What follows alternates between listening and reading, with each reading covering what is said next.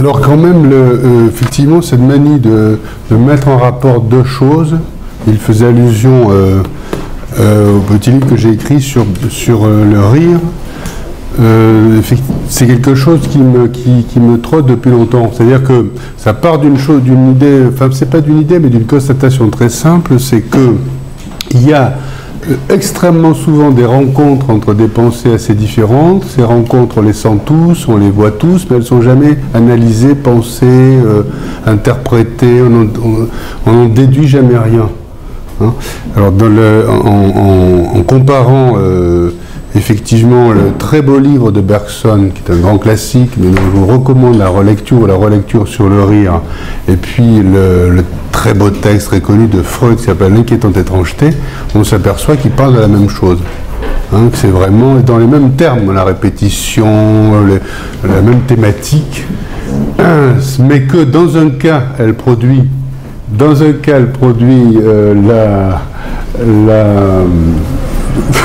si. Mes amis sont là, je me sens bien. Dans un cas, elle produit l'effroi, et dans l'autre cas, elle produit le rire, alors qu'en fait, si vous regardez de près, c'est quasiment la même description qui est donnée. Mieux, Freud en est conscient, puisque Freud rend hommage à Bergson en disant son livre est vachement bien, c'est quand même un bon livre, effectivement. On sent qu'il est obligé de le reconnaître, sans trop savoir qu'en faire, de ce livre de Bergson. Et dans le détail de l'analyse, la répétition, par exemple, elle est ou effrayante ou comique, et c'est pourtant la répétition. Dans la thématique même, le clown, la poupée, etc., sont des personnages plutôt comiques qui peuvent facilement devenir effrayants, etc. Donc on voit bien effectivement que, au fond, d'une certaine manière, c'est la même région psychique, mais lue autrement. Alors je vais pas, c'est pas l'objet de ma conférence, mais c'est une chose qui avait déjà été vue par Mallarmé, mais je n'en parlerai, ce sera pour une autre fois. Donc là, je vais revenir à quelque chose qui est, par contre, a été tout à fait perçu et vu par les gens de Palo Alto. Alors je voudrais d'abord dire une chose, c'est que comme je ne sais pas trop à qui je m'adresse, je vais donc quand même reparcourir un peu les classiques de Palo Alto. Donc pour certains en tout cas, il y aura sûrement des choses que vous connaissez, hein, donc je m'en excuse par avance, mais je ne savais pas trop si je devais estimer que c'était connu ou pas, etc. par l'auditoire. Donc d'entre deux mots, il faut choisir le moins. Par conséquent, quand même, je fais un détour par là. Ah, pardon, comment je peux faire parler plus fort, hein? Je vais essayer. Bon, à moins que le métro soit... Le métro va le placer, non? Le micro, juste pour l'enregistrement, il n'y a pas de sonorisation, en fait. Ah, ouais. Bon, je vais essayer de parler mieux. On peut se rapprocher. Ou alors, oui. Oui, oui, venez par ici. Venez par ici.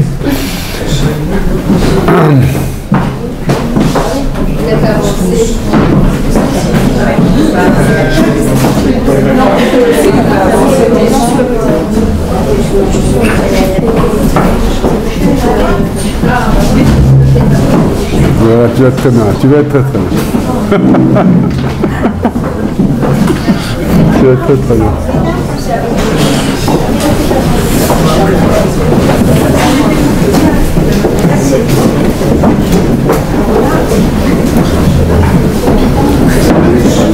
Oui, c'est beaucoup mieux.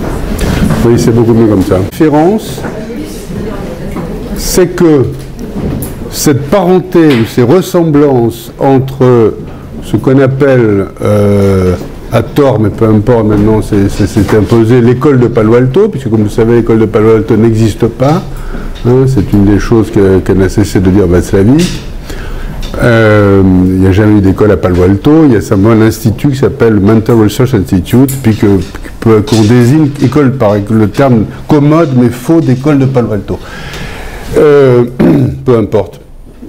Cette parenté, elle a été vue par les gens de Palo Alto eux-mêmes, donc on ne construit pas sur du gratuit. Et dans un interview que j'ai fait de Václavic il y a fort longtemps, hélas, à Londres, je me souviens, je lui avais posé cette question. Donc déjà, ça me tarabustait, et Václavic m'a répondu, oui, c'est vrai qu'il y a des ressemblances, mais enfin, il tenait visiblement pas à... bon, il tenait visiblement pas à approfondir ça. Dans le livre fondateur que vous avez tous lu, j'espère, si vous ne l'avez pas lu, il faut que vous le lisiez parce qu'il est extraordinaire, il s'appelle Changement, paradoxe et psychothérapie, qui est le livre fondateur de l'école dite de Palo Alto, qui est un livre je trouve, je l'ai encore parcouru pour cette conférence, qui n'a rien perdu de sa magie 30 ans ou 40 ans après. Il y a pas mal de références en fait au zen. Hein. Donc en fait ces références, elles sont bien là. Et au fond, ce que je voudrais essayer de faire ce soir, c'est les interpréter, tout simplement, voir ce qu'elles nous disent sur, d'abord sur ce lien au cœur duquel vous êtes vraiment, hein, qui est ce lien entre, disons, le continent psy et un autre continent que faute de mieux nous appelons spiritualité, ce qui est un très mauvais mot, enfin on y reviendra d'ailleurs, parce que c'est important, c'est très important, il n'y a pas de mot pour dire ça. Bon. En tout cas, deux façons d'envisager ce que j'appellerais plutôt le changement intérieur. Le mot intérieur, finalement, c'est le mot qu'a proposé Georges Bataille quand il a écrit L'expérience intérieure, livre fameux et classique. Et au fond, c'est peut-être le moins mauvais mot. S'il a refusé le mot spirituel, il a peut-être eu des raisons. Et c'est peut-être le moins mauvais mot pour désigner ce que nous essayons de désigner là. Bon. Alors... je vais partir, puisque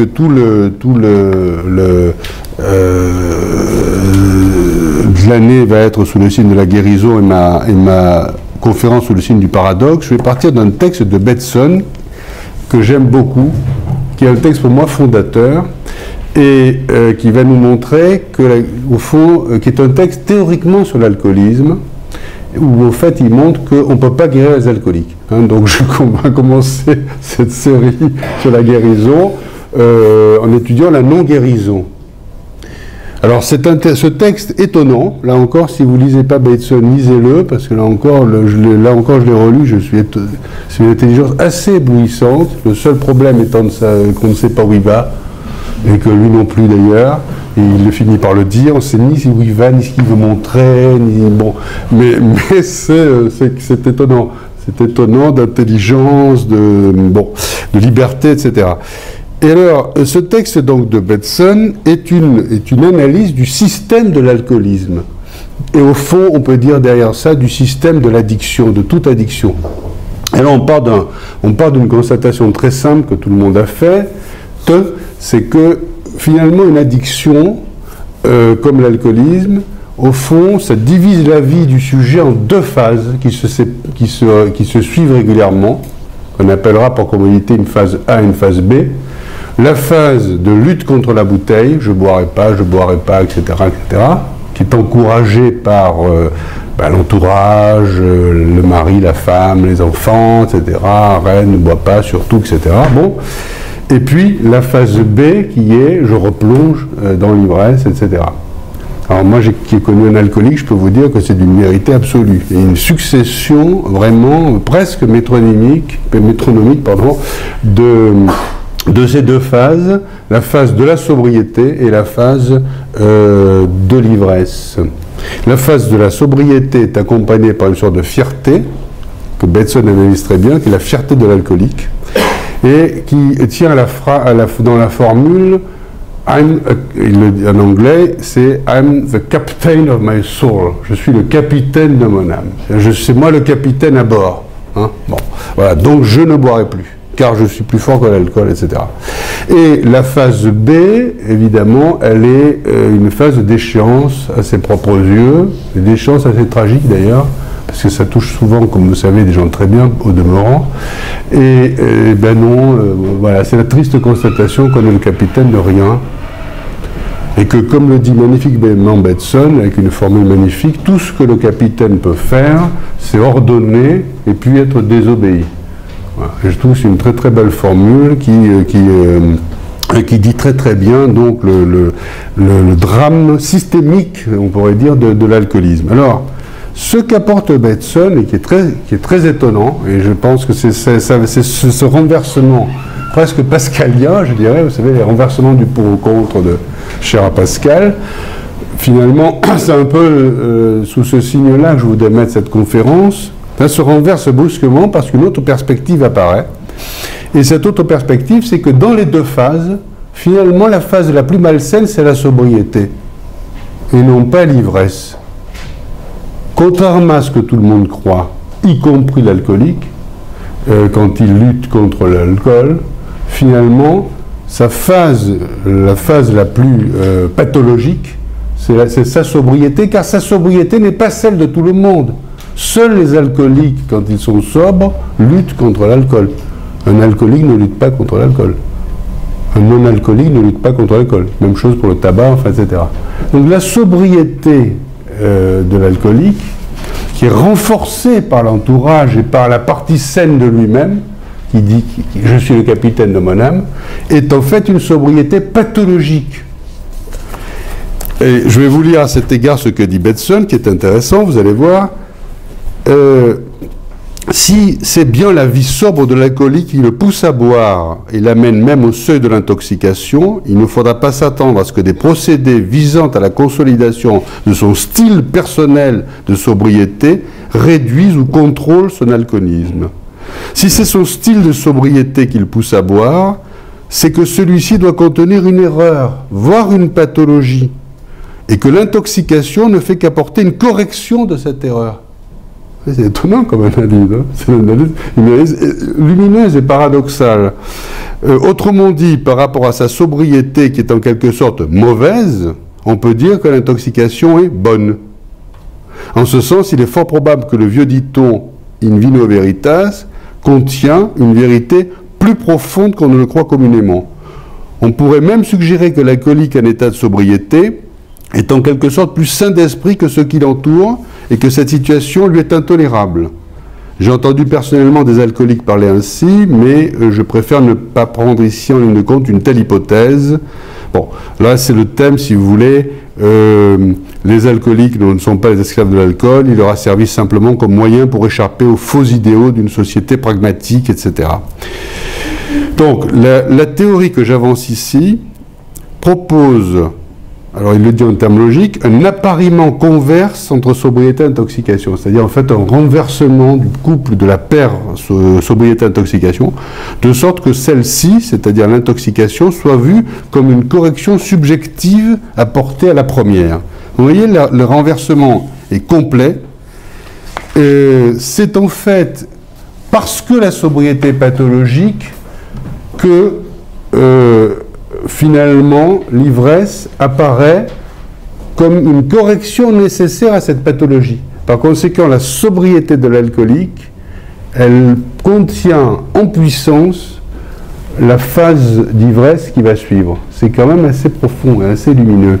Alors pourquoi, en quoi vous allez me dire, mais en quoi elle est malsaine cette sobriété finalement? Alors j'ai dit tout à l'heure, elle est malsaine parce que finalement, quand on n'est pas alcoolique, on ne lutte pas contre l'alcool. Et que la lutte contre l'alcool, le signe même qu'on est un alcoolique.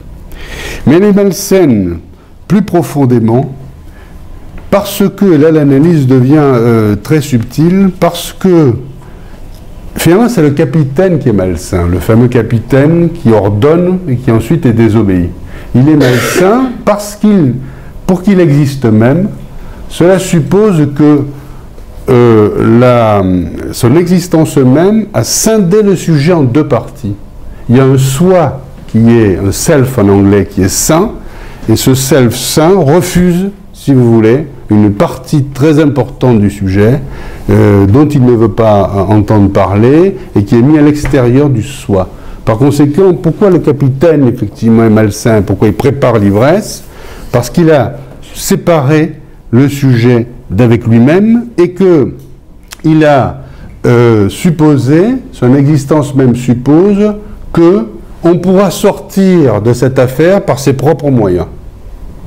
Or, alors c'est ce que dit aussi le discours sensé. Le discours sensé est en général représenté par l'entourage, qui dans ces cas-là, comme dans d'autres cas, je ne dis pas ça contre l'entourage, qui peut être très sympathique, mais un effet assez négatif en plein de bonnes intentions, mais comme vous savez, l'enfer est pavé de bonnes intentions, en tenant son discours raisonnable. C'est de ce discours raisonnable, d'une certaine manière, qu'il faut se séparer pour voir autre chose et qui est quoi? Eh bien qu'en fait, il y a quelque chose de plus fort que soi. quelque chose qui est un pouvoir, dont parle Bateson, et dont parlent d'ailleurs les alcooliques, un pouvoir qui finalement est au-delà du sujet, et c'est ce que l'ivresse reconnaît. C'est-à-dire que l'ivresse, d'une certaine manière, se laisser aller à l'alcoolisme, c'est d'une certaine manière reconnaître l'existence de ce pouvoir, alors que le capitaine le nie obstinément l'existence de ce pouvoir.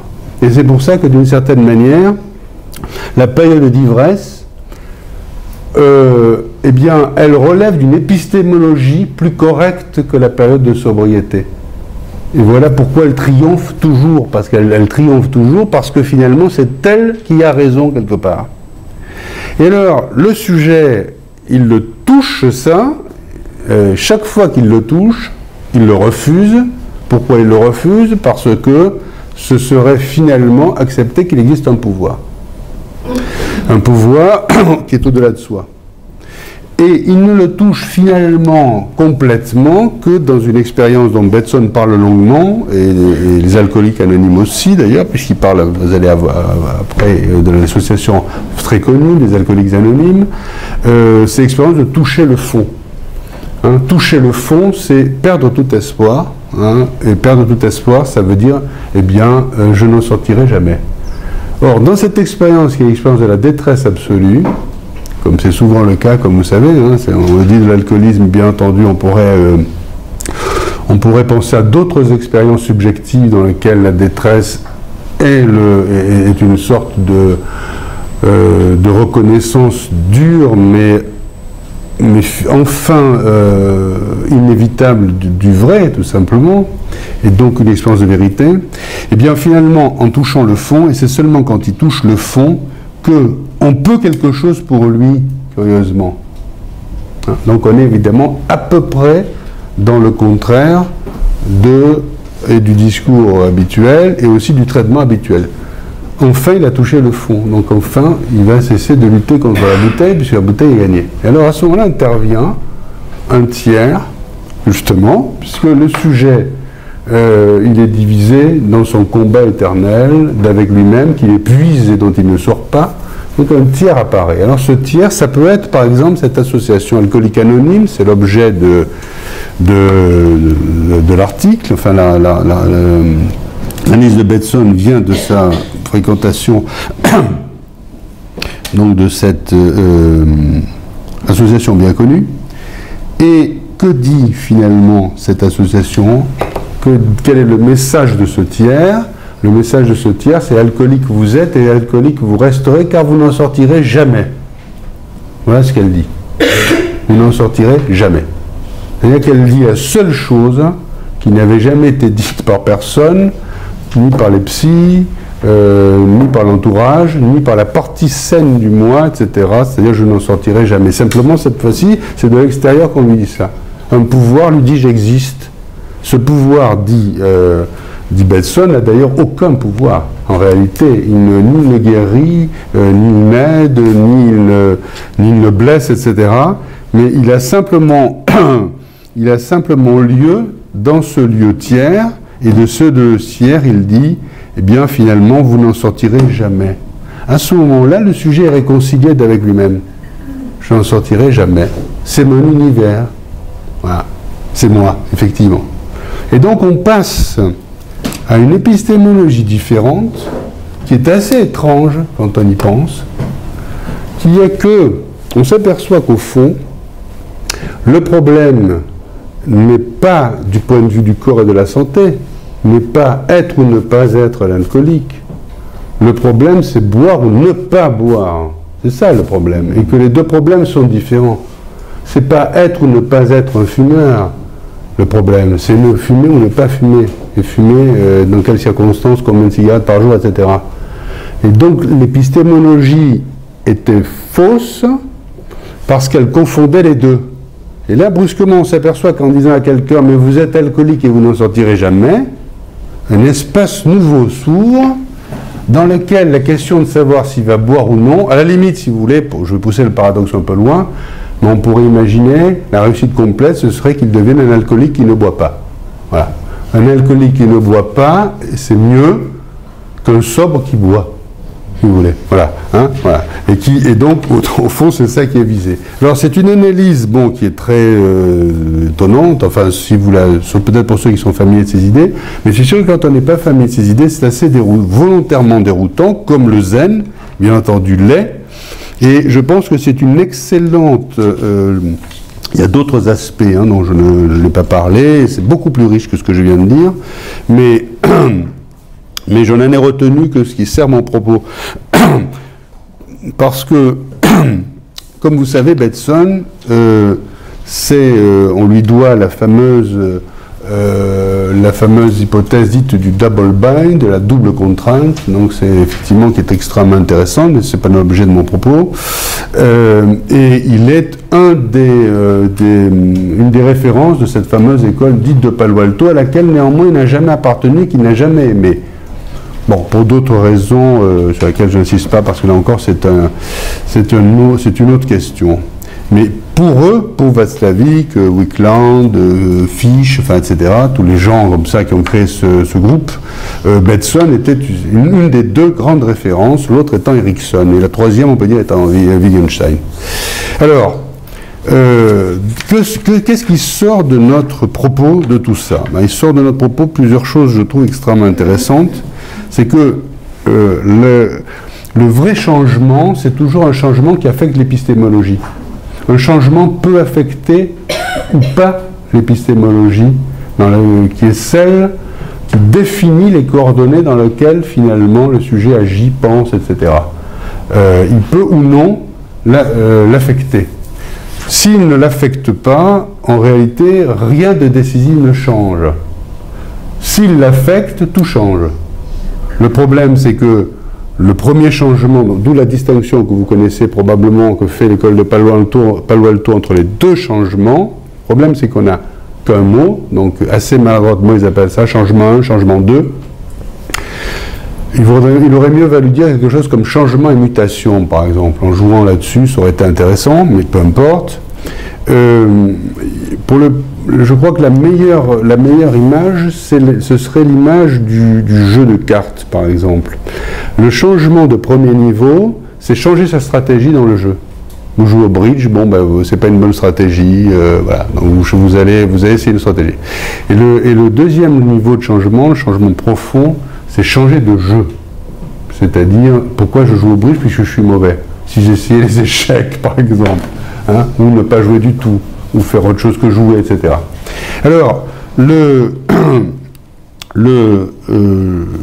changement, là j'entre dans, j'espère que je ne vais pas vous ennuyer, parce que peut-être certains d'entre vous connaissent sûrement toutes ces considérations, qui sont vraiment au centre donc, de ce livre, Changement, paradoxe et psychothérapie.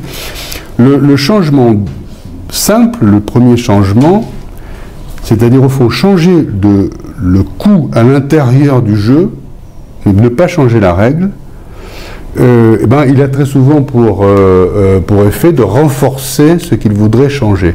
C'est l'alcoolique qui lutte contre la bouteille, qui est le type même du changement. Hein. Je vais essayer de moins boire. Alors c'est ces gens, vous avez dû en connaître, qui commencent à compter les cigarettes, etc. Dont toute la vie devient la lutte contre la cigarette. Bon. Donc, ce premier changement, il consiste en général à essayer de faire du moins de la même chose, sans changer la chose, et il provoque en général du plus de la même chose. Il y a tout un certain nombre d'exemples canoniques. Un exemple très fameux qui est souvent donné, que donne d'ailleurs Václavic, c'est l'expérience de la prohibition aux États-Unis dans les années 20. Voilà, c'est un type même de changement raté de premier niveau. C'est-à-dire qu'on dit on va lutter contre l'alcool et donc on interdit l'alcool. Ça a duré une dizaine d'années, comme vous savez, ça a été aboli par Roosevelt avec le New Deal, ça a duré une dizaine d'années. Eh bien, pendant ces 10 ans, on a développé en gros l'alcoolisme chez les gens, les lieux dans lesquels on s'alcoolisait en secret, etc. Et puis même le grand banditisme, Al Capone, enfin Chicago, etc. Tout ça vient finalement, en gros, donc de cette période dite de la Prohibition. Un autre exemple qui est souvent donné, qui est plus simple, qui est souvent donné, qui est très juste, c'est la crainte de la grève des stations-service qui entraîne immédiatement une pénurie d'essence parce que tout le monde se précipite pour prendre de l'essence puisqu'on craint qu'elle manque, etc. Donc il y a des tas de processus comme ça qui sont décrits. Je n'insiste pas parce que lisez le livre si vous ne l'avez pas lu, vous verrez. Mais je me permets quand même, parce que c'est extrêmement fin, de vous en lire quand même. Bon, deux autres exemples qui sont intéressants. Un, pour ceux qui sont donc psychothérapeutes parmi vous, parce que vous allez voir à quel point ce livre est fondateur vraiment de la thérapie dite systémique, hein, des choses que font Moniel Caïm aujourd'hui, des gens comme ça. Vous allez voir comme tout ça part de là. Là, ils parlent du couple, et voici ce qu'ils disent. Au cours de thérapie conjugale, il est fréquent de voir les conjoints prendre des attitudes qu'ils considèrent, chacun de son côté, comme la seule réponse appropriée à un comportement inacceptable de leur partenaire. Mais aux yeux de chacun, c'est précisément le comportement que l'autre considère comme correctif qui doit être corrigé. Par exemple, une femme peut avoir l'impression que son mari n'est pas assez ouvert pour qu'elle sache quelle place elle tient réellement pour lui, ce qui se passe dans sa tête, ce qu'il fait quand il n'est pas à la maison, etc. Tout naturellement, elle essaiera d'obtenir l'information qui lui manque en lui posant des questions, en observant son attitude et en le surveillant de 1000 manières. Mais s'il trouve son attitude trop indiscrète, il est vraisemblable qu'il lui cachera certaines choses qui auraient pu être révélées sans aucune gêne, simplement pour lui faire comprendre qu'elle n'a pas besoin de tout savoir. Alors ça, c'est des trucs qu'on entend beaucoup, hein. Ah oui, moi j'ai voulu lui donner une leçon, hein. C'était pour le principe, hein. On entend souvent ce type de raisonnement, très très souvent, hein. Loin de la dissuader ou de provoquer dans son comportement le changement souhaité, cette tentative de solution ne fait qu'alimenter ses soucis et ses soupçons, à elle. S'il ne me parle même pas de ces choses sans importance, il doit vraiment se passer quelque chose. Bon. Moins il l'informe, plus elle s'obstine à se renseigner, et plus elle cherche, moins il l'informe.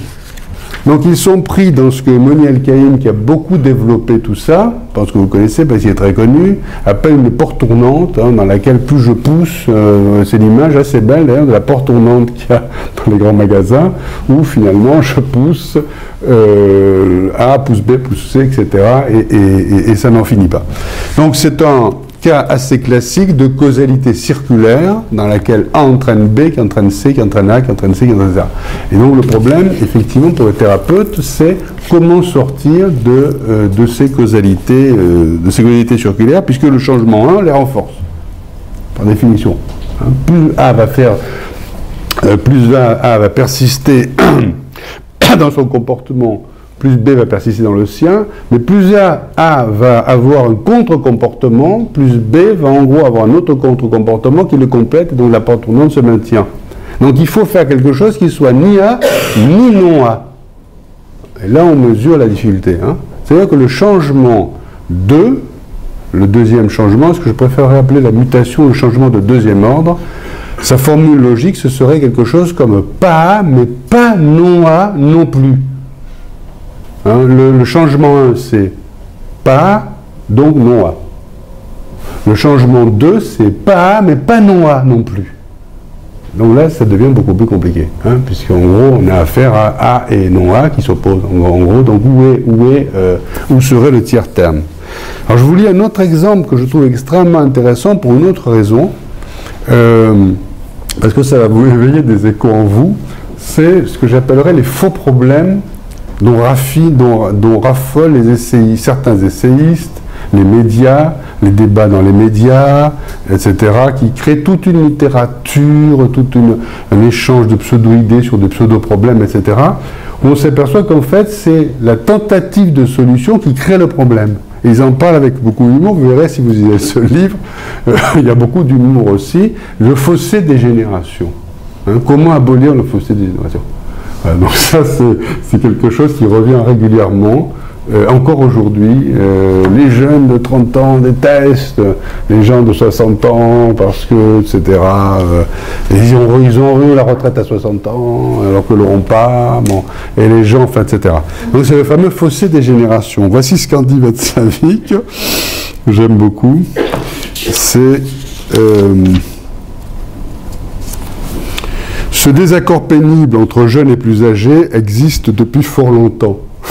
Et qu'on s'en lamente depuis des millénaires, et on s'en lamente depuis des millénaires avec des expressions remarquablement stéréotypées. Mais aussi ancien que soit ce conflit, personne ne semble avoir trouvé le moyen d'y remédier. Ce qui peut donner à penser qu'il n'y a pas de solution.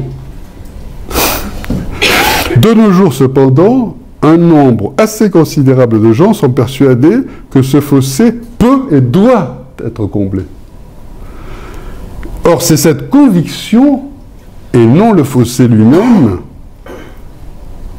qui est à l'origine d'une foule d'ennuis, notamment parce qu'elle polarise encore plus les différences de génération. Alors que par le passé, il y avait simplement un désaccord que l'humanité semblait avoir appris à accepter. C'est ainsi qu'après avoir aggravé une polarisation naissante, de plus en plus de gens découvrent qu'il faut faire quelque chose de plus. Leur recette consistant à faire plus de la même chose est une solution qui crée le problème. Donc là, on arrive à ce qui est un des, si vous voulez, des thèmes fondamentaux de Palo Alto. C'est l'idée que finalement, le patient doit être délivré de sa tentative de solution. C'est-à-dire que ce qui crée le problème, c'est la solution tentée. Le patient a tenté sa solution. Alors dans le cas de l'alcoolique, c'est très net.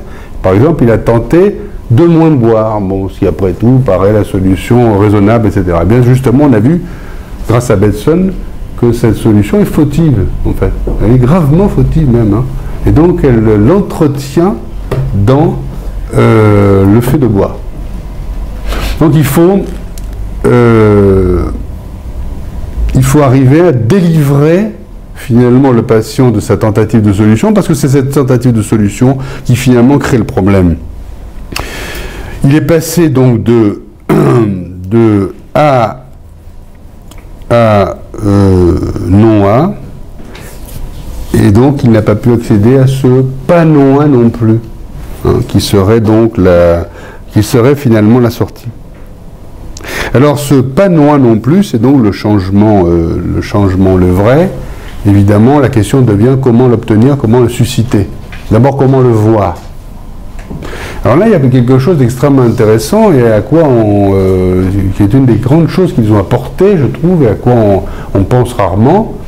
C'est que on fait comme si les choses se voyaient, se savaient, étaient évidentes, et comme si le seul problème c'était qu'on les a jamais appliquées, etc. Mais en fait, une situation définit un horizon de possible, un horizon de vision.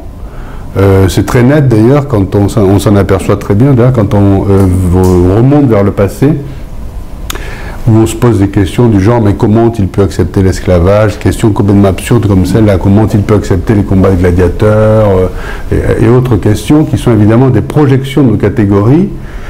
Comment ça se fait que le roi avait tant de pouvoir, enfin, de qui le détenait-il, enfin, comment on a pu accepter ça, bon, etc. Qui sont évidemment des questions absurdes, qui sont des projections de notre vision à nous, qui créent un possible, là où il n'y avait pas de possible. Ce possible, tout simplement, n'existait pas. Je ne sais pas si vous avez lu le très beau livre, grand classique de Saint-Fèvre, c'est ça, qui s'appelle La religion de Rabelais, le problème de l'incroyance au XVIe siècle, qui est des 2 ou 3 grands livres sur Rabelais, très connus, où à la question Rabelais est-il athée ou non, il répond très justement, il ne peut pas être athée, puis ça n'existe pas. Donc, et je trouve que c'est absolument lumineux. Il n'y a pas d'athéisme, tout simplement, en fait, au XVIe siècle. Il n'y a absolument pas d'athéisme, c'est-à-dire que ça n'existe pas, ça n'est pas vu, ça n'est pas visible. Et en fait, l'athéisme commence timidement à exister au XVIIe siècle, c'est dans le courant dit libertin. On suppose que des gens, certaines, bon, et encore, même si Raymond de Bergerac n'était pas athée, enfin, etc., mais bon, on suppose qu'effectivement, il commence vaguement à exister puisque Pascal, dans les pensées, s'adresse justement aux esprits forts, c'est-à-dire aux incroyants. Mais il n'existe absolument pas, donc à l'époque de Rabelais, par conséquent, le problème est faux. Voilà encore un faux problème. Alors, comment provoquer ce changement? Eh bien, c'est très difficile parce qu'on ne le voit pas. C'est-à-dire qu'on est à l'intérieur d'une situation et que par conséquent, il n'appartient pas à l'horizon des possibles normaux de la situation. Donc on ne le voit tout simplement pas. Et lorsqu'il apparaît, alors je vais vous donner quelques exemples qu'il donne, bon, qui sont d'ailleurs assez drôles, souvent vous allez voir, hein, parce qu'on n'est pas loin de l'humour. Pour ça, bon, ça aussi, ça nous pose une question extrêmement intéressante sur l'humour, bien sûr. Bon, lorsqu'il apparaît, il apparaît comme absolument incongru, très bizarre. Et il me fait penser, je ne sais pas si vous avez lu ce livre d'un auteur anglais qui est un grand classique dont le nom m'échappe évidemment, mais le titre c'est Flatland. Je ne sais pas si vous avez lu ce livre, hein, qui est fait par un écrivain anglais qui par ailleurs était mathématicien et qui imagine comment un être qui vit dans un monde à 2 dimensions, ça va faire Albert, qui est peintre, pourrait voir des événements qui relèvent du monde à 3 dimensions. Hein? Alors par exemple, c'est un être tout plat, puisqu'il est dans 2 dimensions, et puis son plan, il vit dans un plan. Son plan est brusquement traversé par une sphère. Mais qu'est-ce qu'il voit, lui? Il voit en fait un point qui grossit, sans raison, il ne comprend pas d'où ce point vient, etc. Bon. Et puis, qui, ayant atteint un certain diamètre, se met à rapetisser, devient un cercle, le cercle se rapetisse, etc., redevient un point, puis disparaît. L'événement est complètement incompréhensible pour lui, alors. Donc, s'il commence à définir toute une épistémologie là-dessus, il va se poser la question d'où vient ce point, par exemple. Donc, est-ce qu'il y a des points qui naissent de même, mais d'autres pas, apparemment? Alors, quelle est la cause du fait que des points viennent d'eux-mêmes et comment ils disparaissent? Est-ce qu'ils disparaissent pour des raisons inverses de leur apparition ou pas? Comment expliquer ce mouvement étrange quand même d'un arc d'accordéon où ça grossit, puis ça se met brusquement à diminuer, etc. Bon, c'est-à-dire qu'il va développer toute une épistémologie fausse à partir de laquelle les questions sont fausses et dont les réponses peuvent être fausses. Hein. C'est la façon dont nous, par exemple, qui venons après l'héliocentrisme, nous voyons la période du géocentrisme, où, comme vous savez, on a essayé d'expliquer tous les mouvements apparents des planètes, qui sont en fait extrêmement complexes, comme vous savez, dans le ciel, avec un système très compliqué d'épicycles, etc., qui en plus marchait. C'est-à-dire qui donnait à peu près... Bon. Et un des reproches qu'on a fait à Copernic, c'est votre truc ne marche pas du tout, ça rend beaucoup moins bien compte. Et oui, parce que ça n'était qu'une première approximation en fait de la réalité, de ce que nous tenons aujourd'hui pour la réalité, mais qui était encore très grossière. C'est avec Galilée, Kepler, etc. que le système s'est perfectionné et a pu rendre compte de l'expérience. Alors, je vous donne quelques exemples, si vous voulez, parce qu'ils sont assez étonnants, je les aime beaucoup, de moments où une autre perspective apparaît. Oui, vous voyez, c'est la distinction donc entre intérieur et extérieur. Personne ne peut voir entièrement son propre corps parce que les yeux, en tant qu'organes qui perçoivent, font eux-mêmes partie de la totalité à percevoir. C'est ce qu'exprime un maître zen par la formule « La vie est une épée qui blesse », mais ne peut se blesser elle-même, comme un œil qui voit ne peut pas se voir. Et encore une très belle formule zen, hein. Je le parsème comme des graines qui vont, j'espère, dans la deuxième partie de la conférence, donner des fleurs. Pour la même raison, il est très difficile d'avoir de sa propre culture une vision qui ne soit pas superficielle. Il faut l'abandonner et se préparer au choc que l'on ressent à la voyant de l'extérieur, c'est-à-dire du point de vue d'une autre culture, comme le savent tous les anthropologues et beaucoup de coopérants. Voilà une expérience que vous avez peut-être eue, qui est évidemment une des expériences les plus fortes, je trouve, qu'on puisse avoir dans la vie, sa propre culture vue par une autre culture. L'homme blanc vu par l'Africain, ou par l'oriental, etc. Alors, quelques exemples. Bon, un exemple très connu,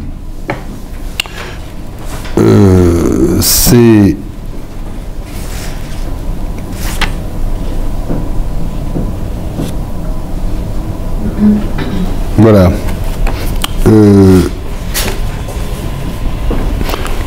Un exemple parmi d'autres, ils prennent beaucoup d'exemples historiques, etc. Pendant une des nombreuses émeutes parisiennes du XIXe siècle, un officier reçut l'ordre de faire évacuer une place en tirant sur la canaille. Qu'est-ce qu'il va faire? Il donna l'ordre à ses soldats de prendre position et de mettre la foule en joue. À ce moment-là, tandis qu'un grand silence se faisait, il sortit son épée et s'écria « Mesdames et messieurs, j'ai reçu l'ordre de tirer sur la canaille. Mais, comme je vois devant moi beaucoup de gens honnêtes et respectables, je leur demande de partir. Pour que je puisse faire tirer sans risque sur la canaille. » Et la place fut vidée en quelques minutes.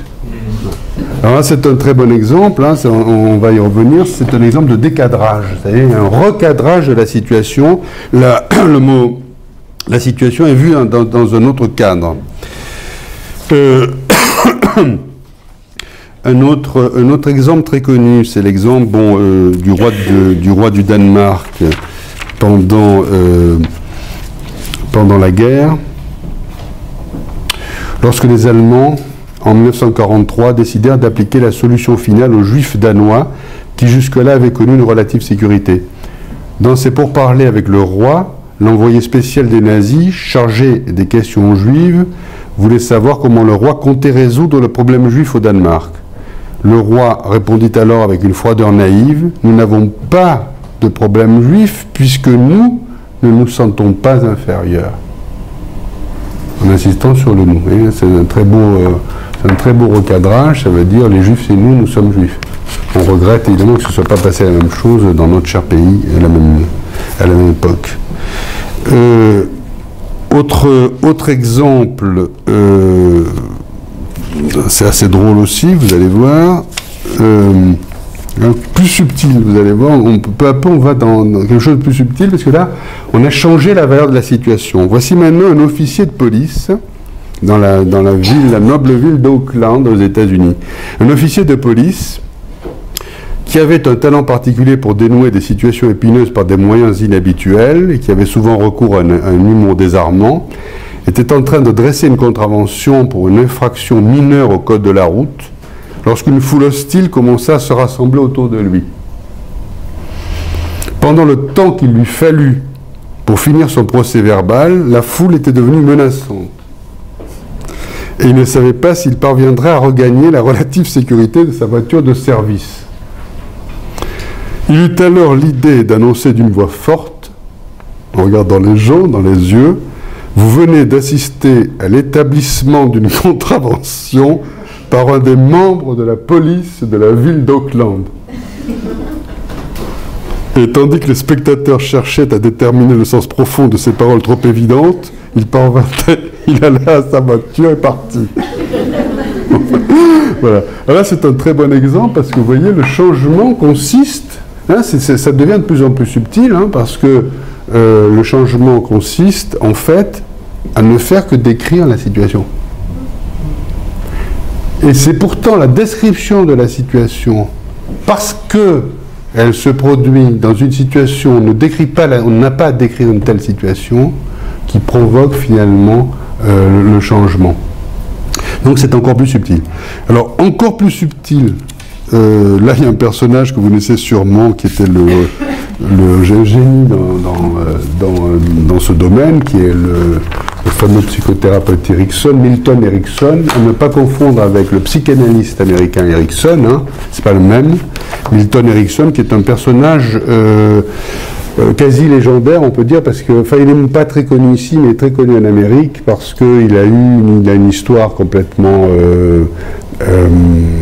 extraordinaire. C'est quelqu'un qui a été poliomyélitique et qui donc a très très gravement boité toute sa vie, et donc toute sa vie aurait pu en être détruite, et il est arrivé à sortir de ce handicap en se surpassant lui-même, en essayant justement de faire advenir des choses inédites et nouvelles au lieu de se plaindre.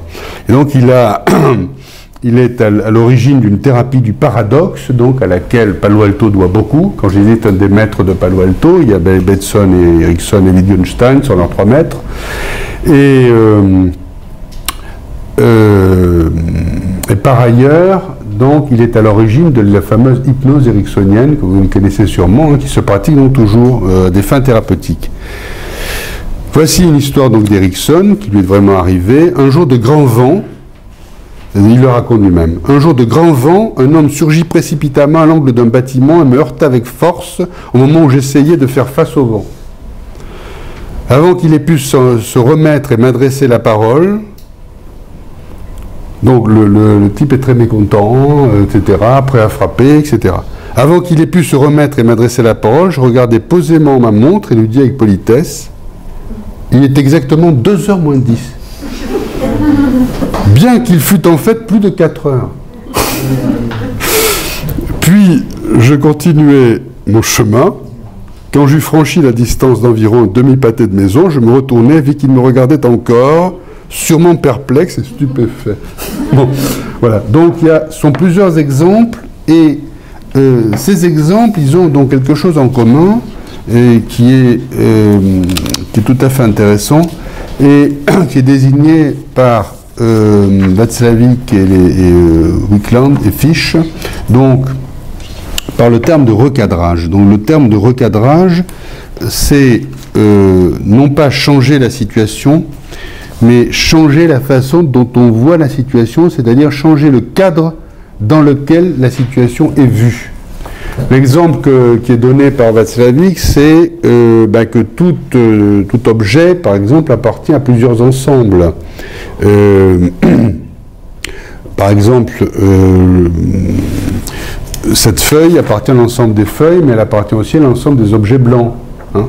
Donc le recadrage consiste, c'est une des façons de le voir, mais elle est peut-être pas très satisfaisante. Mais enfin, bon, je n'entrerai pas là-dedans, parce que c'est très complexe dans le détail, consiste donc à finalement changer la perception de l'appartenance conceptuelle d'un élément de la situation, qui est vu comme appartenant à un autre ensemble que l'ensemble auquel elle appartient, et par conséquent, qui change, si vous voulez, de valeur. Donc on change le cadre. Alors cette notion de cadre est extrêmement intéressante. Moi j'ai beaucoup étudié donc ce livre, donc Bergson, je ne sais plus où il est, enfin pas mort, le livre sur le rire, étrange parce que justement parce que Bergson lui-même en parle. Hein, je la trouve extrêmement intéressante. On voit bien que l'humour a quelque chose qui a à faire au cadre. Ça poser un autre cadre sur la situation qui la rend brusquement comique. Donc l'humour n'est pas très très loin, mais j'entre pas encore là-dedans parce que c'est tout autre chose qui nous entraînerait trop loin. C'est une notion, je ne m'attarderai pas là-dessus parce qu'elle mériterait elle-même une conférence. C'est une notion extrêmement intéressante qui a été introduite par Bateson et reprise par Goffman. Donc qui est une notion importante dans les sciences sociales anglo-saxonnes. Bateson l'a introduite dans un article, toujours dans le même livre, Vers une écologie de l'esprit, qui s'appelle Une théorie du jeu et du fantasme, et il l'introduit à partir du jeu auquel jouent 2 singes. Et quand on regarde donc ces 2 singes jouer ensemble, on s'aperçoit que ces singes ont exactement, apparemment, le comportement qu'ils ont quand ils sont agressifs. Voilà. C'est d'où l'insuffisance notoire, enfin qui est devenue notoire, d'une éthologie qui considère encore que, et qui était encore très représentée, sinon dominante, hein, qui, dans la suite de Descartes, comme vous savez, considère que les animaux sont des machines et qu'ils ont donc des comportements numéro 1, numéro 2, le comportement d'un vide sexuel, le comportement agressif, le comportement de ceci, de cela, etc. Mais non, c'est plus compliqué que ça, puisque lorsqu'ils jouent, ils ont un comportement dit agressif. Donc, dit Bateson, très justement, ils ont un comportement agressif, mais qui ne provoque pas le conflit. Donc il faut bien qu'il y ait quelque part un message un méta-message, c'est-à-dire un message qui soit d'un ordre logique supérieur à tous les messages qui ont été donnés et qui sont apparemment des messages d'agressivité. Il y a donc un méta-message, pour le dire en ces termes, dans les termes de la théorie logique ou la linguistique. Et ce méta-message, c'est « attention, ceci est un jeu ». Hein. Attention, alors, ce qui est frappant, là je m'adresse à tous les gens parmi vous nombreux qui ont eu des enfants, c'est de voir à quel point ça apparaît très tôt chez l'enfant. Hein. L'enfant, très tôt, fait la distinction fondamentale, qui va être une distinction fondamentale de la vie, qui est pour de vrai, pour de rire. Hein, mais non, je le faisais pour m'amuser, mais non, c'était pas sérieux, etc. Donc il émet ce méta-message, et donc il est capable d'émettre, si vous voulez, donc ce méta-message. Alors ce que Bateson et d'autres ont établi, c'est que cette capacité donc d'émettre un message qui recadre les messages qu'on émet, n'apparaît pas avec l'homme, mais apparaît bien en amont, puisque donc les singes en sont capables, semble-t-il les dauphins, etc., etc. Les dauphins, c'est très très net aussi, hein. On découvre de plus en plus leur capacité donc de jouer. Voilà, donc, me dit-on, il ne me reste plus qu'un quart d'heure.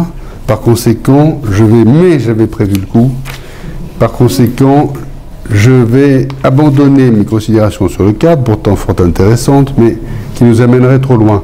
Et je voudrais en venir donc maintenant à notre deuxième continent, si vous voulez, qui est le zen. Alors justement, je trouve que le terme de cadre, la notion de cadre est un très bon pont, si je puis dire, parce que la première chose que nous constatons et qui a été théorisée par quelqu'un auquel nous vouons un certain nombre dans la salle une très grande admiration, qui est Chogyam Trungpa, qui n'était pas un maître zen, comme vous savez, mais un maître de tantra, mais au fond il y a énormément de ressemblances là aussi. Eh bien, la question qu'il a posée, qu'il a vraiment théorisée, c'est justement la question du cadre de cette pratique du changement intérieur, du cadre que nous posons dessus, et de l'effet que ce cadre a. Et il dit très clairement, nous n'avons pas à étiqueter la voie comme spiritualité. On n'a même pas besoin de ce mot. Il dit même encore quelque part plus loin, on n'a même pas à dire c'est du bouddhisme. Dès qu'on commence à dire ça, c'est pas innocent, il se passe quelque chose. C'est pas la même chose de pratiquer la méditation et dire je suis bouddhiste, comme c'est pas la même chose de boire et d'être alcoolique, puisqu'on peut être alcoolique et ne pas boire, comme on l'a montré dans la première partie, et être sobre en buvant. Donc c'est pas la même chose. Ça relève pas du même plan. Et ça va même plus loin, il a très bien étudié, le cadre peut avoir un effet pernicieux, un effet narcissique pernicieux, qu'il appelait le matérialisme spirituel. Et ce qu'il appelle le matérialisme spirituel, c'est tous ces comportements dont malheureusement, qui n'ont fait que se multiplier depuis qu'il a écrit ses livres, et qu'on voit autour de soi, triompher partout, qui est donc ces gens qui pratiquent cette chose très très profonde et qui en sont très contents, enfin, etc. Bon, avec une naïveté narcissique étonnante, hein, puisque cette pratique est supposée quand même, en gros, corriger les effets pernicieux du moi, bien entendu, les renforce dans un moi de spiritualité, de profondeur, etc. Donc ce que tout le monde voit, ce que l'homme commun voit, ils semblent être les seuls à ne pas le voir, alors qu'eux-mêmes sont engagés dans la pratique. Eh bien, Chogyam Trungpa a appelé cette perversion de la spiritualité le matérialisme spirituel. Moi j'ai toujours trouvé que c'était d'ailleurs un très mauvais terme, enfin peu importe. Il a eu le mérite de voir l'effet négatif d'une étiquette. Une étiquette n'est pas forcément une simple étiquette, elle peut avoir des effets négatifs. Je signale aussi autre chose, c'est que, comme vous le savez peut-être, l'antipsychiatrie anglaise, des gens comme Lang et Cooper, ont étudié, à mon sens, ont été les premiers à le faire, l'effet de l'étiquette schizophrène et autres, si vous voulez, sur ce qu'on appelle la folie. Là encore, on est presque dans la mécanique quantique. C'est pas une mesure neutre, hein, c'est une mesure qui modifie l'objet, en l'occurrence le sujet mesuré. Donc c'est très important. Et pour en revenir à ce que je disais au début, le fait que nous n'ayons pas de mot en Occident, autre que ce mot de voix finalement, qui d'ailleurs est très beau, mais qui n'est pas un concept, pour définir tout ça, me paraît quelque chose de très important et sur lequel on ne réfléchit pas assez. Mais là encore, ça nous entraînerait trop loin. Ce mot de spiritualité m'a toujours paru très mauvais parce que extrêmement ambigu pour des tas de raisons. Enfin, mais je passe là-dessus. Alors, c'est d'une certaine manière le premier obstacle au progrès sur la voie, au progrès intérieur. Mais il y a un obstacle plus profond encore, et là on va d'une certaine manière se rapprocher de ce que je disais avant, c'est tout simplement la volonté même de progresser, c'est la fixation même d'un objectif. Alors ça c'est absolument perçu par tout le monde, et là encore on voit bien qu'on touche donc ce que je nomme dans la présentation de ma conférence des universaux. Trungpa dit, par exemple, il existe de nombreuses histoires de relations de maître à disciple dans le passé, où le disciple avait à faire de longs voyages et à endurer de multiples épreuves jusqu'à ce que sa recherche fascinée commence à s'éroder. Car c'est bien là, semble-t-il, le point crucial, le mouvement qui nous porte à rechercher quelque chose est en lui-même un blocage. Lorsque le mouvement vient à s'user, alors notre nudité fondamentale commence à apparaître, et la rencontre de deux esprits peut prendre place. Alors, c'est quelque chose de très important là qui est isolé. Celui qui l'a dit de la manière la plus simple et la plus forte, au fond, c'est ce fameux maître zen que vous connaissez sûrement, qui était le plus loin dans le paradoxe, qui s'appelle Linsi, qui est un maître Chan du 19e siècle, et donc qui écrit « Plus on cherche, plus on est loin. Toute recherche va à fin contraire, c'est là ce que j'appelle un secret. » Mais on va trouver la même description de ce nœud dans à peu près toutes les traditions spirituelles. Je pourrais citer Maître Eckhart, bon, mais j'avais préparé tout un certain nombre de citations, mais ça nous entraînerait trop loin. Donc dans la tradition chrétienne, la Bhagavad Gita, dans l'hindouisme, que les fruits de l'action ne soient jamais ton mobile. Et puisque je parlais tout à l'heure de Georges Bataille, Bataille lui-même, avec donc sa tentative d'une expérience intérieure dégagée du religieux, voici ce qu'il écrit: le sujet cherche l'extase, il est vrai, mais jamais il n'a la volonté de son extase. Il existe un irréductible désaccord du sujet cherchant l'extase et de l'extase elle-même.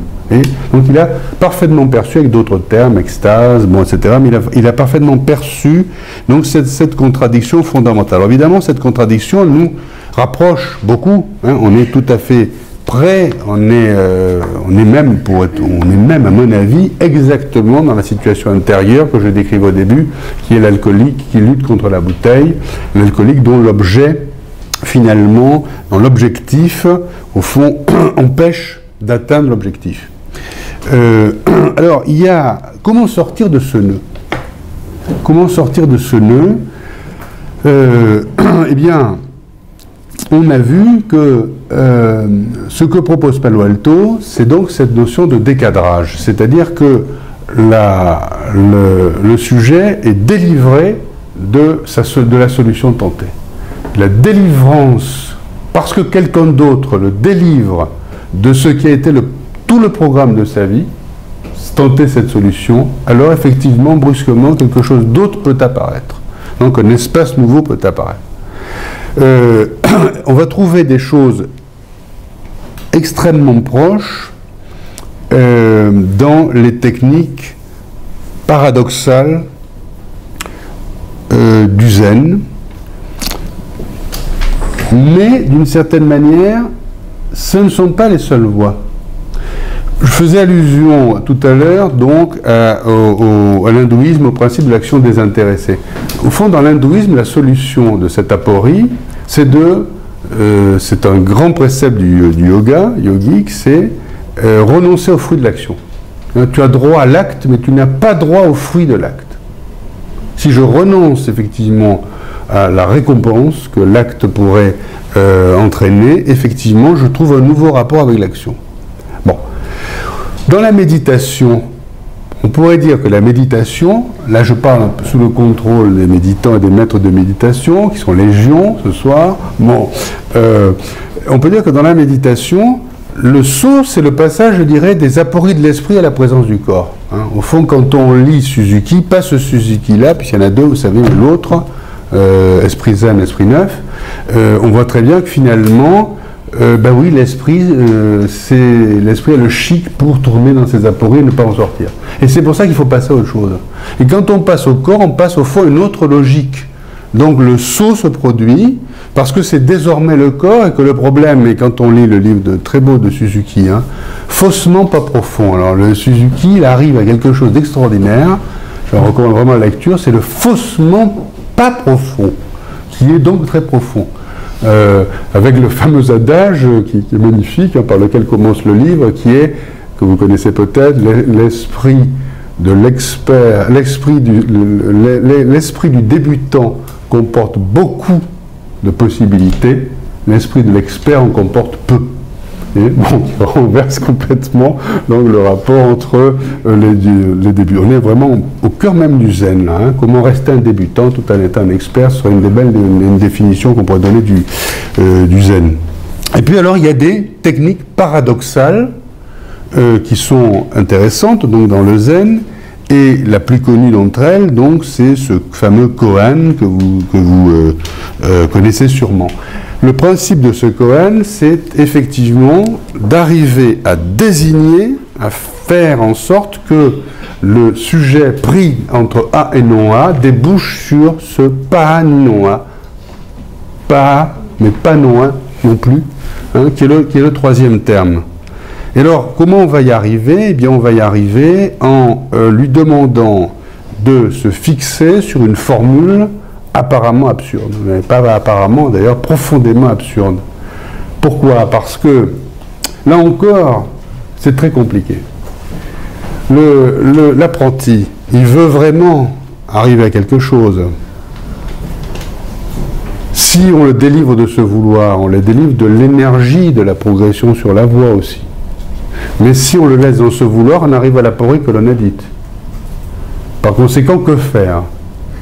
Je ne lis pas parce qu'on n'a plus le temps, j'avais préparé des citations de Suzuki, peu importe, qui disent en gros que c'est très important d'avoir la volonté d'avancer. C'est un élément absolument fondamental, très très important. On ne peut pas s'en priver.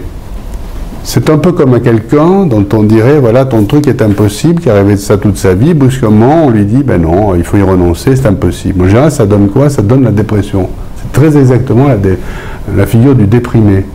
Je me suis raconté des histoires, tout ça, ce sont des billevesées, et le sujet s'affaisse sur lui-même dans la déprime. Donc qu'est-ce qu'on peut faire? Eh bien, ce qu'on peut faire, et c'est vrai que c'est absolument génial, hein, c'est de détourner finalement la volonté et l'intellect sur une formule absurde où il se piège, tout en conservant son énergie, jusqu'à ce que finalement ça pète et que pour ainsi dire l'intellect se suicide. Et qu'en se suicidant, il emploie le terme, pas pour l'intellect mais pour l'ego, il dit l'ego finit par se suicider, et donc quelque chose va apparaître. Alors, ces formules, bon, vous les connaissez souvent, vous les connaissez probablement parce qu'elles sont très connues. Bon, celui qui est absolument canonique, c'est de Koan, c'est un chien a-t-il la nature du Bouddha? Hein, donc, et la réponse, ce sont souvent d'ailleurs on demande à l'apprenti de méditer souvent sur des réponses que les maîtres ont données à des élèves. Donc le koan presque central, c'est celui-ci, un chien a-t-il la nature du Bouddha? Et la réponse est oui. Alors on lui demande de méditer sur ce wu. Alors ce wu est extrêmement intéressant, parce que là encore, Suzuki a écrit des pages sur ce wu, parce que d'abord il signifie vide. Il signifie ni oui ni non. Donc ça on peut dire, bon, effectivement, on comprend. Mais il signifie aussi, donc là il y a une différence entre chinois et japonais, il signifie, je crois en japonais ou en chinois, il signifie aussi aboyer. Donc on peut imaginer aussi que le maître a répondu en aboyant. Un chien a-t-il la nature du Bouddha? Réponse au wou, wou, wou. Bon, c'est une très belle réponse d'ailleurs. Hein. Et finalement, au fond, dit Suzuki, signifie rien, il signifie où? Comme quelqu'un qui répond donc par une simple introjection, une simple exclamation sans sens, etc. Alors, il y en a bien d'autres. Il y en a qui sont très très beaux, hein. Il y en a que, bon, ce qui te manque, cherche-le dans ce que tu as. J'éteins la lumière, où va-t-elle? Qui est très connu. Quel est le bruit d'un applaudissement à une main? Quel était votre visage avant de naître? Quand il n'y a plus rien à faire, que faites-vous? Alors, ce qui est intéressant, vous voyez, c'est qu'en fait, on voit très bien, je vais commencer par les plus simples, on voit très très bien qui désigne un tiers-lieu. Hein, quand la lumière a disparu, où va-t-elle? Ou encore, puisque ça te manque, cherche ce qui te manque dans ce que tu as. Un lieu qui est un non-lieu. Quel visage aviez-vous avant votre naissance? Quel est le bruit d'un applaudissement à une main? Hein? Quelque chose essaye de se cristalliser, n'y arrive pas. Il y a un lieu qui est un non-lieu, et ce non-lieu, s'il devenait lieu, alors, effectivement, on arriverait donc à ce fameux satori, hein, qui est le terme qui veut dire l'éveil, qu'on traduit avant comme l'illumination. Dans ces koans-là, qui sont très beaux, très connus, hein, le bruit d'un applaudissement à une main est très connu, souvent cité, et d'ailleurs magnifique. Il faut dire qu'ils ont une beauté poétique, souvent ils sont entre l'humour et la poésie. On a l'impression qu'on sent presque le lieu dont il s'agit, qu'on le voit en négatif sans le voir. Il faut voir en positif ce qu'on ne voit qu'en négatif. Mais ça peut devenir beaucoup plus compliqué et encore plus subtil. Par exemple, dans ceci, qui est intéressant, vous allez voir que le non-lieu dont je parle se sent, il est entre les lignes, et pourtant il n'est pas désigné nettement. Voici l'histoire. Matsu c'est le maître, et Pei-Chang, c'est l'élève. Donc c'est un récit de, comme c'est souvent le cas, on demande de méditer sur une réponse qu'un maître a faite à un élève. Matsu était en route avec Pei-Chang quand ils virent soudain un canard sauvage passer au-dessus d'eux. Matsu, donc le maître demanda « Qu'est-ce » Le disciple répondit « Un canard sauvage. » Le maître « Vers où vole-t-il » Le disciple « Il est déjà parti. » Le maître « Alors Matsu, donc le maître, alors Matsu saisit le nez du disciple et le tordit avec violence. Le disciple cria de douleur et le maître s'écria « Comment peux-tu dire que le canard sauvage est parti ?» C'est extrêmement bon. Là, je trouve qu'on mesure vraiment toute la subtilité du zen. Hein, c'est-à-dire qu'il y a une sorte d'espace entre les lignes. Hein, et on le voit quand on le dit parce qu'on ne sait pas quelle intonation donner. Comment peux-tu dire que le canard sauvage est parti, hein, et là, on reste sur quelque chose qui nous échappe et qui pourtant est ce qu'il s'agirait évidemment d'atteindre. Alors,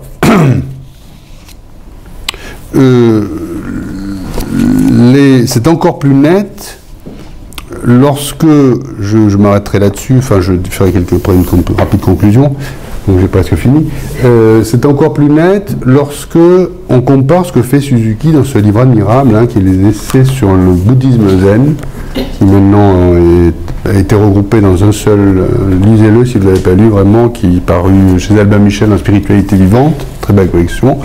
Donc, quand on compare ce que fait, vous allez voir l'effet que ça fait qui est très étonnant, ce que fait Suzuki, plusieurs réponses à la même question. Alors la question en question, c'est une question canonique, ceux qui connaissent le zen la connaissent sûrement, parmi vous, qui est une question très classique, qui est pourquoi le Bodhidharma est-il venu d'Occident? Alors qu'est-ce que ça veut dire? Ça veut dire ceci, c'est que Bodhidharma, donc c'est le patriarche, semble-t-il historique, mais sur lequel on n'a que des récits légendaires, qui est venu d'Inde, et qui est passé donc en Chine, et qui est supposé avoir introduit le zen. Le bouddhisme en réalité, et d'où est sortie la tradition zen en Chine. Bon, donc quand on demande pourquoi le Bodhidharma est-il venu d'Occident, ça veut dire en fait qu'est-ce qu'il est venu faire chez nous. C'est-à-dire que ça veut dire en fait quelle est l'essence du bouddhisme, qu'est-ce qu'il est venu apporter. Donc c'est une question canonique, et à cette question canonique donc du disciple, le maître répond. Alors voici un certain nombre de réponses, vous allez voir, qui ne sont pas piquées de hanneton, qui sont très connues. Première réponse, Wu-Chan, interrogé par Yang Shan, répondit « Quel beau lampion !» Il y avait un lampion à côté, donc il dit « Quel beau lampion !» Un autre maître dit, alors réponse très connue mais qui est très belle, « Le cyprès dans la cour ». Puis voici d'autres réponses. Je ne dirai pas le nom des maîtres, peu importe. Première réponse, Taimei. Il n'y a aucune signification à sa venue d'Occident. Autre réponse, je n'ai pas de réponse à vous donner. Autre réponse, ne dites pas d'insanité. Troisième réponse, à quoi ça sert de demander aux autres? C'est génial. Autre réponse très subtile, je ne suis jamais allé en Occident. Genre, donc je ne peux pas le savoir. Autre réponse, en voici encore un qui va par le même vieux chemin. Autre réponse, c'est comme si on vendait de l'eau au bord de la rivière. C'est comme si on ajoutait du givre à la neige. C'est la question la plus difficile. Demandez au poteau qui est planté là, comme le moine qui l'avait interrogé montrait qu'il ne comprenait pas, le maître ajouta « Mon ignorance est pire que la vôtre. » Autre réponse, votre question est à côté du sujet. Autre réponse, comment ferait... Ah oui. Et votre question est à côté du sujet. Le moine demanda alors, comment ferais-je pour la poser correctement? Réponse du maître, je vous le dirai quand je serai mort. Voilà. Donc il y a tout un certain nombre donc, de réponses, il y en a encore d'autres. C'est tellement... on éprouve un très grand plaisir aussi, hein, sur lequel il serait intéressant d'analyser. Je crois que c'est le plaisir de l'ouverture à quelque chose. Hein. Qu'on traduit la souffrance de la fermeture. Donc on pourrait en lire. Il y en a énormément, il y en a des milliers. Donc évidemment, je m'arrête là. Et alors, je conclurai simplement sur deux points, si vous voulez, qui me paraissent importants. Le premier point, c'est que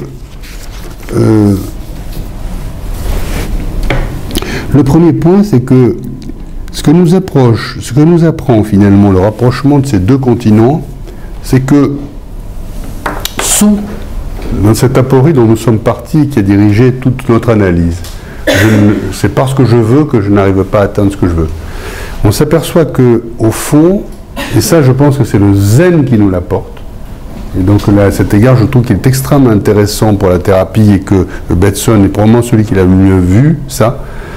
Au fond, c'est une façon en surface de voir le problème. Il y a en fait quelque chose qui est plus général et plus profond, c'est que le problème, c'est pas que le « je veux », le fameux capitaine, s'oppose finalement par sa volonté même. Le problème, c'est qu'il y ait simplement une opposition. Ce que montrent des cas différents mais proches, par exemple, danser avec grâce ou sans grâce. Hein. On s'aperçoit que là, on est pris un peu dans la même aporie, j'essaye de bien danser, je danse mal, alors que j'essaye pas de bien danser, ça vient. Même chose pour l'humour, on ne peut pas vouloir être drôle, etc. Mais quand on regarde bien la nature de l'aporie, on s'aperçoit que ce qui crée le problème, c'est la division du sujet. Ce n'est pas la nature de la volonté, c'est que le sujet finalement se scinde en deux. En deux, c'est ce que Bateson donc appelle le capitaine qui régit, et puis finalement ce qui est exclu. Et que donc on entre dans une épistémologie dans laquelle le soi ne va plus correspondre en fait au sujet.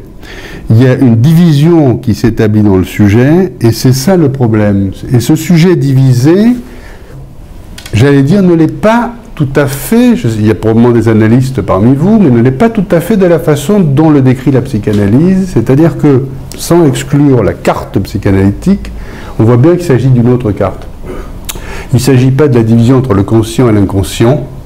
On est plus proche, en fait, d'une phénoménologie ou d'une philosophie du sujet. On est plus proche, presque, j'allais dire, des considérations de Descartes, du cogito. Hein, il y a un « je veux », je m'observe, qui est presque une sorte d'auto-cogito.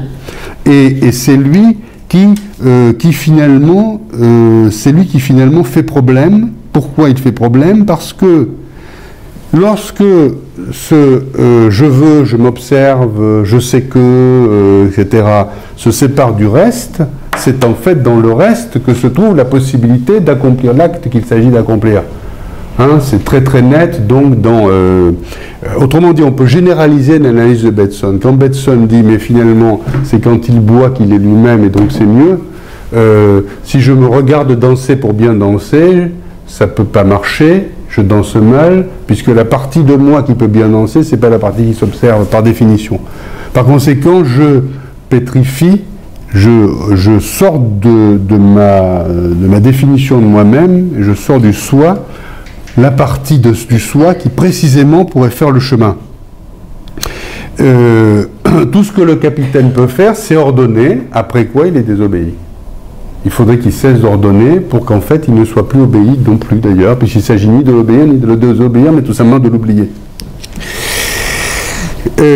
La réunification du sujet dont il s'agit, et je pense que c'est ça qui est très important, c'est ça que vraiment peut nous apporter, si je puis dire, à nous thérapeutes, je ne le suis pas, mais je me mets dans le clan provisoirement dans cet ensemble-là, ce que peut nous apporter vraiment tout le détour par le zen, c'est nous montrer qu'il y a une certaine partition qui n'est accessible qu'au sujet réunifié.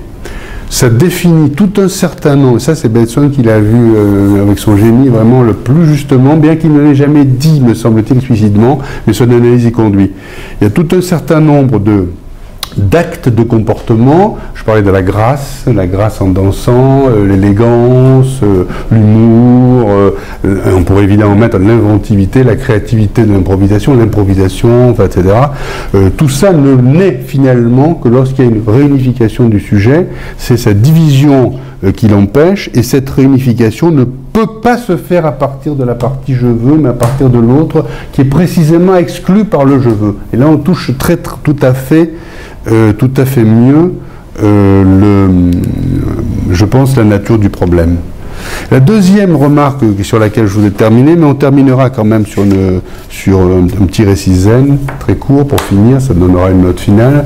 La deuxième remarque que je voudrais faire pour conclure, c'est de revenir sur cette affaire d'étiquette et nous l'appliquer à nous-mêmes. Il y a des choses sous les étiquettes, aussi incroyable que ça paraisse à beaucoup de gens qui ne parlent que d'étiquettes, qui vivent dans un monde d'étiquettes et d'étiquetage, etc., il y a des choses qui parfois convergent. Par conséquent, on voit que ça n'est pas du tout neutre que l'étiquette soit bonne ou mauvaise. Je reviens sur le terme spiritualité, il a fait beaucoup de mal à tout cet ensemble de réflexions traditionnelles, anciennes, comme vous voyez, d'une très grande profondeur. Et donc, ça n'est pas du tout innocent de savoir comment nous nommons les choses. Celui qui s'est posé le mieux philosophiquement cette question, je trouve, et c'est pas un hasard si c'est un de leurs auteurs de référence, c'est Wittgenstein, qui s'est posé la question de la nomination correcte ou non correcte et des effets philosophiques corrects ou incorrects que cette nomination peut avoir. Donc je pense que le travail que nous devrons faire, moi que j'appelais depuis des années, mais bon, c'était peut-être trop tôt, puisqu'on vivait beaucoup à l'époque dans un monde de conflits, notamment conflits entre psy, guerre des psys et autres, etc. Je pense que le travail est le contraire de ça, c'est-à-dire voir ce qu'il y a sous les étiquettes pour que, quand on arrive à mieux mesurer finalement les divergences et les convergences, faire apparaître des perspectives nouvelles qui peut-être d'ailleurs remettent en question ces étiquettes ou on appelle de nouvelles. Voilà, je terminerai là-dessus, mais pas tout à fait, parce que je trouve que le zen, c'est beaucoup mieux que ce que je raconte, finalement, et je le pense profondément, et par conséquent, je voulais terminer, je voulais donner la parole pour finir, justement, à cette magnifique tradition.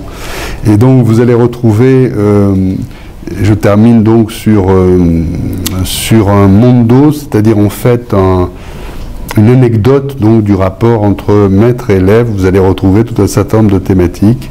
Et puis vous allez voir qu'il va peut-être nous donner finalement un espoir final. Un maître vint trouver un moine vint trouver un maître nommé Sinkung pour être éclairé sur le sujet de la venue du patriarche. C'est ce que je disais toujours, hein. Il va demander au maître pourquoi le patriarche est-il venu, c'est-à-dire au fond qu'est-ce qu'il a cherché, c'est quoi le bouddhisme. Le maître lui dit: Supposez qu'un homme soit au fond d'un puits profond de 1000 pieds. Si vous pouviez le tirer de là sans employer le moindre bout de corde, je vous donnerai la réponse sur le sens de la venue du patriarche. Le moine, apparemment, ne prit pas ça très au sérieux, car il dit, oui, enfin, dernièrement, le révérend Chang de Hunan a reçu la direction d'un monastère et il nous donne aussi beaucoup d'instructions à ce sujet. Bon. Sing Kung appela alors un jeune garçon et lui ordonna de mettre à la porte ce personnage sans vie. C'est ce qu'a dit donc le maître. Et donc le jeune garçon met à la porte le personnage en question. Donc il faut dire la réponse est particulièrement arrogante et niaise. Le garçon, qui, sous le nom de Yangshan, devint plus tard un des plus puissants esprits du Zen, demanda alors à Tanyan, un autre maître, comment on pouvait tirer l'homme du puits. Le maître s'écria, quel imbécile! Qui est donc dans le puits? Plus tard encore, le même garçon interrogea Wei Chan, nouveau maître, sur les moyens de tirer l'homme du fond du puits. Le garçon, donc, s'appelle, oui c'est ça, s'appelle Wei Tsi. Wei Chan cria, Wei Tsi! C'était le nom du jeune homme. Celui-ci répondit, oui, maître, voilà, il est sorti, dit le maître. Voilà, je termine là-dessus. Merci beaucoup.